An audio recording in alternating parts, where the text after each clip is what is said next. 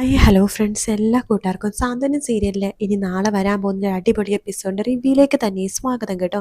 Channel ആദ്യമായിട്ടാണ് കാണുന്നുണ്ടെങ്കിൽ ഒന്ന് സബ്സ്ക്രൈബ് ചെയ്ത് ലൈക്ക് ചെയ്ത് സപ്പോർട്ട് ചെയ്യാൻ വേണ്ടി മറക്കല്ലേ. അങ്ങനെ നമ്മുടെ ദേവീനെ വീണ്ടും ദൈവമംഗലത്ത് കയറ്റിയിരിക്കുമെന്ന് ശപഥം ചെയ്ത് പറയാണ് നമ്മുടെ ശ്രീകല കേട്ടോ. ഇത് കേൾക്കുന്ന ദേവി പറയുന്നുണ്ട്, അമ്മേ ഒന്ന് നിർത്ത്, ആ വീട്ടുകാർ ചെയ്തതിൽ ഒരു തെറ്റുമില്ല. വേറെ ഏതെങ്കിലും വീട്ടുകാരാണെങ്കിൽ പോലീസ് സ്റ്റേഷനിൽ പോയി കംപ്ലൈൻറ്റ് ചെയ്ത് നമ്മളെല്ലാവരും ലോക്കപ്പിലാക്കിയാൽ അതൊന്നും അവർ ചെയ്തില്ലല്ലോ. അത് അവരുടെ വലിയ മനസ്സായിട്ട് കണ്ട് അവരോട് നന്ദി പറയാണ് വേണ്ടത്. പിന്നെ നന്ദി പറയാൻ പറ്റിയ സാധനങ്ങൾ എന്നെ കൊണ്ടൊന്നും പറയിപ്പിക്കേണ്ട. നീ ആ വീട്ടിൽ കയറിയപ്പോൾ എന്തുമാത്രം നീ അവർക്ക് വേണ്ടി അധ്വാനിച്ചു. അതിനെന്തെങ്കിലും അവർ വില വെച്ചിട്ടുണ്ടോ? ആ കുഞ്ഞ് നഷ്ടപ്പെട്ടപ്പോൾ പോലും നീ മനസ്സ് തകർന്നിട്ട് നീ അവിടെ തന്നെ നിന്നില്ലേ? അതൊന്നും കാണാതെ അവരെന്തുമാത്രം നിന്നെ ദ്രോഹിച്ചത്. എന്തോ ആയിക്കോട്ടെ, ഞാനും ഉദയഭാനുവേട്ടനും കുറേ കള്ളം പറഞ്ഞിട്ടുണ്ട്. അതിന് ഞാനും ഉദയഭാനുവേട്ടനും അവരോട് എത്ര പ്രാവശ്യം ക്ഷമ പറഞ്ഞു. നീ ഒരു തെറ്റും ചെയ്തിട്ടില്ല, തെറ്റ് ചെയ്തത് ഞാനും നിൻ്റെ അച്ഛനാണെന്ന് പറഞ്ഞിട്ട് ഞങ്ങൾ ക്ഷമ പോലും ചോദിച്ചില്ലേ? എന്നിട്ടും അവർക്കതൊന്നും കേൾക്കാൻ വയ്യ. തെറ്റ് അവരുടെ ഭാഗത്ത് തന്നെയാണ്. ദേവി, എന്തൊക്കെ സംഭവിച്ചാലും ശരി, നോക്കിക്കോ, ആ വീട്ടിലേക്ക് നിന്നെ വീണ്ടും ഞങ്ങൾ കൊണ്ടുപോയിരിക്കും ദേവി. ഇത് നിൻ്റെ അച്ഛൻ്റെ അമ്മയുടെയും ശപഥമാണ് എന്നൊക്കെ ഇങ്ങനെ പറഞ്ഞുകൊണ്ടിരിക്കെ തന്നെയാണ് അവിടെ ആരോ ബെല്ലടിക്കാട്ടോ. അപ്പൊ കോണിംഗ് ബെല്ലടിക്കുന്ന ഒച്ച കേൾക്കുമ്പോൾ തന്നെ വേഗം തന്നെ സ്ത്രീകളെ ഓടിപ്പോകാണ് വാതിൽ തുറക്കാനായിട്ട്. ദേവി കാണുന്നതിന് മുമ്പേ വാതിൽ തുറക്കാൻ. അത് വേറെ ആരുമല്ല, പോലീസുകാരാട്ടോ. ഉദയഭാനും ശ്രീകലയും പോലീസ് സ്റ്റേഷനിൽ പോയി കംപ്ലൈൻറ്റ് ചെയ്തിട്ടുണ്ടായിരുന്നു. മോളെ ഇങ്ങനെ പുറത്താക്കി എന്നൊക്കെ പറഞ്ഞ് കംപ്ലൈൻറ്റ് ചെയ്തിട്ടുണ്ടാവും. അതിനെക്കുറിച്ച് അന്വേഷിക്കാൻ വേണ്ടിയിട്ടാണ് പോലീസുകാർ അവിടെ വന്നത് കേട്ടോ. അങ്ങനെ പോലീസുകാർ വരുമ്പോഴേക്കും പോലീസ് ചോദിക്കണ്ടേ, ഇതല്ലേ ശ്രീദേവിയുടെ വീട്? അതെ സർ, ഞങ്ങളാണ് ശ്രീദേവിയുടെ അച്ഛനും അമ്മയും. ഓ, ഉദയഭാനും ശ്രീകല അല്ലേ? അതെ. അല്ല, ദേവീനെ വിളിക്കൂ, ദേവിയുടെ അടുത്ത് പറഞ്ഞ് ഞങ്ങൾക്ക് സംസാരിക്കാൻ. അയ്യോ സർ, അവൾ ആകെ തകർന്നിരിക്കുകയാണ് സർ. ഇപ്പം അവളോടൊന്നും ചോദിക്കലേ, മനസ്സ് തകർന്ന് ആ കുട്ടി അങ്ങനെ വിഷമിച്ചിരിക്കുകയാണ് സർ. ഇപ്പം എന്തിനു ചോദിച്ചാൽ അവൾ ആകെ ഞെട്ടിപ്പോകും. അത് മാത്രല്ല, ആ വീട്ടുകാർ ഇത്രമാത്രം ദ്രോഹം അവളോട് ചെയ്തിട്ടും അവൾക്ക് അവരോട് ഒരു ദേഷ്യവുമില്ല. അവളിപ്പോഴും അവരെ സ്നേഹിച്ചുകൊണ്ടിരിക്കുകയാണ് സർ എന്ന് പറയണം. അവരുടെ അടുത്ത് ഒരു ഭാഗത്തും ഒരു തെറ്റുമില്ലെന്ന് പറഞ്ഞിട്ട് അവൾ ഇപ്പോഴും നിൽക്കുന്നത്. അവളുടെ മാനസിക നില ആകെ തെറ്റിപ്പോയി സർ എന്നൊക്കെ സ്ത്രീകളെ പറയുമ്പോൾ, ഓ ആയിക്കോട്ടെ, എങ്കിലും ദേവീനെ ഒന്ന് വിളിക്കൂ, ഞങ്ങൾക്കൊന്ന് സംസാരിക്കണം എന്ന് പറയാണ്. അങ്ങനെ ശ്രീദേവി അവിടേക്ക് വരുന്നുണ്ട്. എന്താ സർ, എന്താ കാര്യം എന്ന് ചോദിക്കുമ്പോൾ, അതെ, നിങ്ങളുടെ ഭർത്താവിൻ്റെ വീട്ടുകാർ ഉപദ്രവിച്ച് പടിയിറക്കി വിട്ടു എന്ന് ഒരു കംപ്ലൈൻറ്റ് കിട്ടിയിട്ടുണ്ടായിരുന്നു. കംപ്ലൈൻറ്റോ? എന്ത് കംപ്ലൈൻറ്റ്? ആര് കൊടുത്ത കംപ്ലൈൻറ്റ്? ഞാൻ ആർക്കും ഒരു കംപ്ലൈൻറ്റും കൊടുത്തിട്ടില്ലല്ലോ. കുട്ടിയുടെ ഈ അച്ഛനും അമ്മയാണ് കംപ്ലൈൻറ്റ് തന്നത്. അച്ഛനും അമ്മയോ? അതേ മോളെ, നിന്നെ അവിടുന്ന് പടിയിറക്കി വിട്ടില്ലേ ന്യായമല്ലാത്ത കാര്യത്തിന്? കേട്ടോ സാറേ, ഇവളുടെ ഭർത്താവ് ആനന്ദ് വെള്ളം അടിച്ചു തന്നിട്ട് ഭയങ്കര പ്രശ്നമാണ്. എപ്പോഴും ഇവിടെ തല്ലും ഉപദ്രവിക്കും.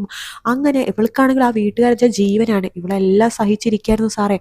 നാട്ടുകാർ പറഞ്ഞിട്ടാണ് ഈ കാര്യങ്ങളൊക്കെ ഞങ്ങൾ അറിഞ്ഞത്. ഞങ്ങളുടെ മോളെ എന്തിനാ അബദ്ധം ചെയ്തതിന് ഞങ്ങൾക്ക് സഹിക്കോ സാറേ? അതുകൊണ്ട് മോളെയും കൂട്ടിക്കൊണ്ട് ഞങ്ങൾ ഇവിടെ വന്നു. അത് പോരാണ്ട് അവരിപ്പോൾ ആനന്ദിനെ കൊണ്ട് എൻ്റെ മോളെ ഡിവോഴ്സ് ചെയ്യിപ്പിക്കാൻ നടക്കുക സാറേ എന്നൊക്കെ പറയാണ്. ഓഹോ, അപ്പം അങ്ങനെയാണ് കാര്യങ്ങളല്ലേ? ദേവി, ഇതൊക്കെ സത്യമാണോ? അയ്യോ, ആനന്ദേട്ടൻ അങ്ങനെ വെള്ളമൊന്നും അടിക്കില്ല സാറേ എന്ന് പറയുമ്പോൾ, വെള്ളം അടിക്കില്ലെന്നോ വെള്ളം അടിക്കാറേ ഇല്ലെന്നോ?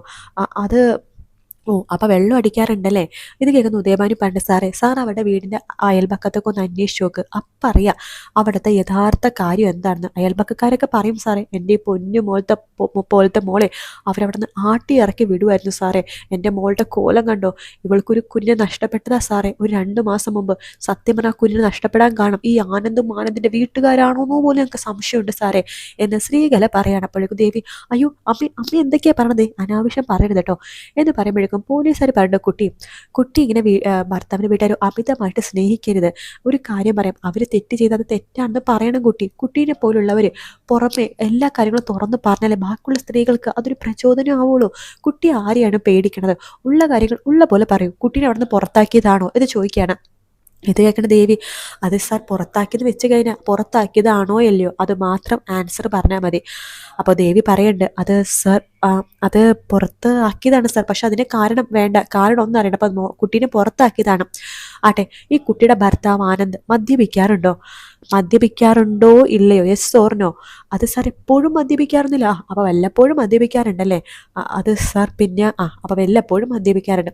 മദ്യപിച്ച് കുട്ടീനെ അടിച്ചിട്ടുണ്ടോ? അടിക്കാൻ കൈ ഓങ്ങിയിട്ടുണ്ടോ എന്ന് ചോദിക്കുകയാണ്. ഇല്ല സാർ, അങ്ങനെയൊന്നും ചെയ്തിട്ടില്ല. അതെ, സത്യമായിട്ട് തന്നെ പറയണം എന്ന് പറയുമ്പോഴേക്കും, ഇല്ല സാർ, അത് എല്ലാ ദാമ്പത്യ ജീവിതത്തിലും നമ്മുടെ പോലെ ചെറിയ ചെറിയ പ്രശ്നങ്ങൾ ഉണ്ടെന്നല്ലാണ്ട് വേറൊരു പ്രശ്നവും ഇല്ല സർ. ഓ, അപ്പോൾ കുട്ടി കുറച്ച് കാര്യങ്ങൾ മറച്ചു വെക്കുന്ന പോലെ എനിക്ക് സംശയമുണ്ട്. എന്തായാലും ആനന്ദിനെ കസ്റ്റഡിയിൽ എടുത്തേ പറ്റൂ. അയ്യോ സർ, പ്ലീസ് സർ, എൻ്റെ ആനന്ദേട്ടനെ പോലീസ് സ്റ്റേഷനിലേക്ക് കൊണ്ടുപോയില്ലേ സർ. ആ വീട്ടുകാർക്ക് അത് സഹിക്കാൻ പറ്റില്ല.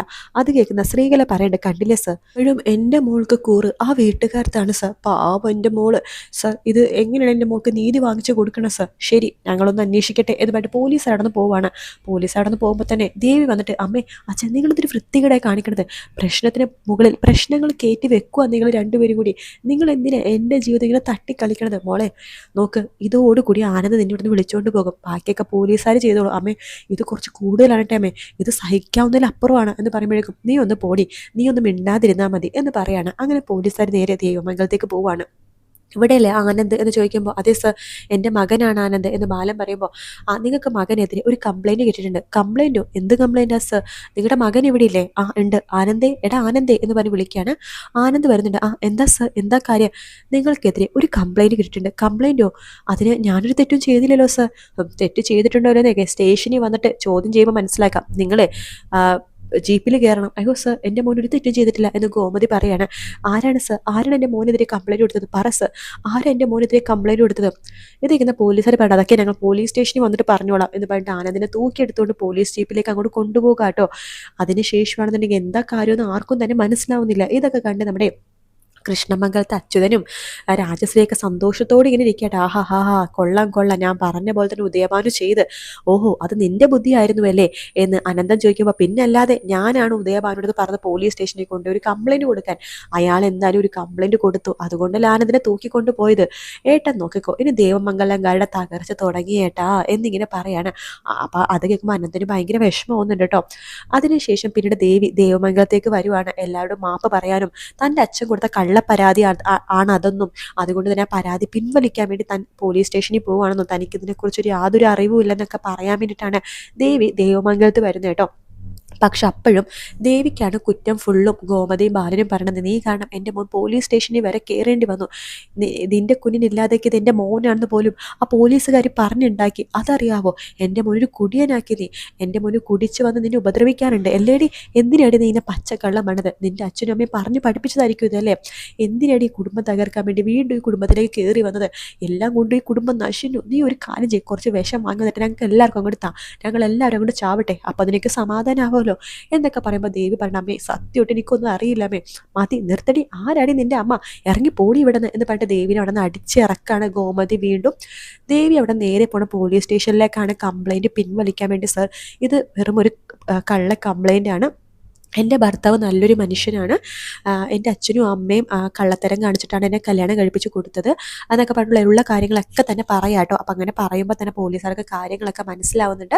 അതുകൊണ്ട് തന്നെ പോലീസുകാർ ആനന്ദിനെ വിട്ടയക്കും എന്നുള്ള കാര്യത്തിൽ ഒരു സംശയമില്ല കേട്ടോ. ദേവാനു സ്ത്രീകളെ വീണ്ടും തൂങ്ങാൻ പോകുന്ന ഭാഗമാണ് നമ്മൾ കാണാൻ വേണ്ടി പോകുന്നത്.